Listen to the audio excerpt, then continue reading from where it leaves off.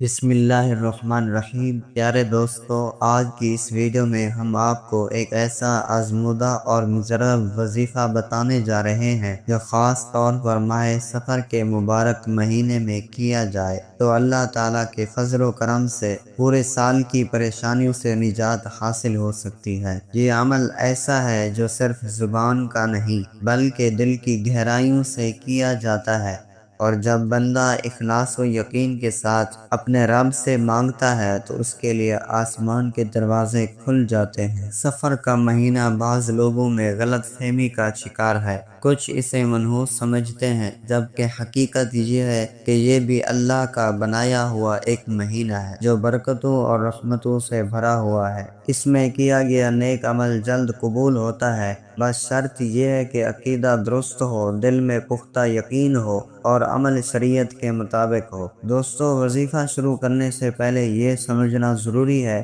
کہ ہر کام اللہ کے حکم سے ہوتا ہے۔ کوئی مہینہ، دن یا وقت اپنے آپ میں نقصان یا فائدہ نہیں دیتا، بلکہ اللہ جس وقت میں چاہے برکت عطا کر دے تو وہی وقت عزت و رزق کے دروازے کھول دیتا ہے۔ یہ وظیفہ بزرگوں سے منقول ہے جو انہوں نے اپنے شاگردوں اور مریدوں کو مشکل وقت میں کرنے کی تلقین کی۔ یہ عمل آپ کے دل و دماغ کو سکون دے گا، آپ کی زندگی کے مسائل کو ختم کرے گا اور ہر مشکل کو آسان بنا دے گا۔ عمل کا طریقہ یہ ہے کہ آپ ماہ سفر کے کسی بھی دن، بہتر یہ ہے کہ عشاء کی نماز کے بعد یا تہجد کے وقت باوضو حالت میں قبلہ رخ بیٹھیں۔ پہلے 11 مرتبہ درود ابراہیمی پڑھ کر اپنے دل و دماغ کو روحانی طور پر تیار کریں، پھر سورہ یاسین 1 مرتبہ تلاوت کریں، اس کے بعد 313 مرتبہ یا فتاح ہو یا رزاق کو پڑھیں۔ ہر مرتبہ ذکر اطمینان اور اللہ پر کامل یقین کے ساتھ کریں۔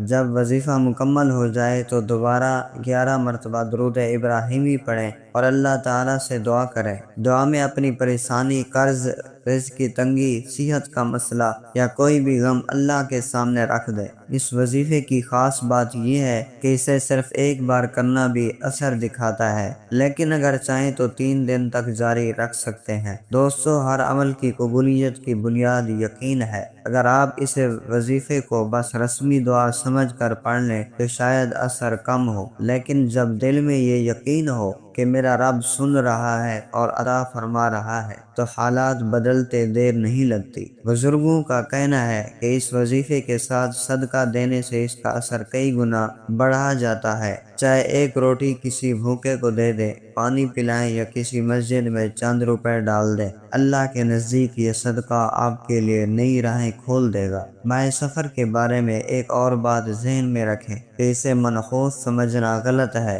حضور صلی اللہ علیہ وسلم نے فرمایا کہ کوئی مہینہ یا دن اپنے آپ میں نقصان یا فائدہ نہیں رکھتا، سب کچھ اللہ کے ہاتھ میں ہے۔ لہذا سفر کو رحمت کا مہینہ سمجھ کر عبادات اور وظائف زیادہ کریں۔ ایک ایمان افروز واقعہ بھی سن لیجئے۔ ایک شخص قرض میں ڈوبا ہوا تھا، کاروبار تباہ ہو چکا تھا، گھر میں لڑائیاں اور بے سکونی تھی۔ اس نے ایک بزرگ سے مشورہ لیا تو انہوں نے یہی وظیفہ بتایا۔ اس نے 3 دن یہ عمل کیا، ساتھ صدقہ دیا۔ اللہ کے حکم سے اس کا قرض اتر گیا، کاروبار چل پڑا اور گھر میں محبت آ گئی۔ یہ سب اللہ کی قدرت ہے جو اپنے بندے کو اپنی رحمت سے نوازتا ہے۔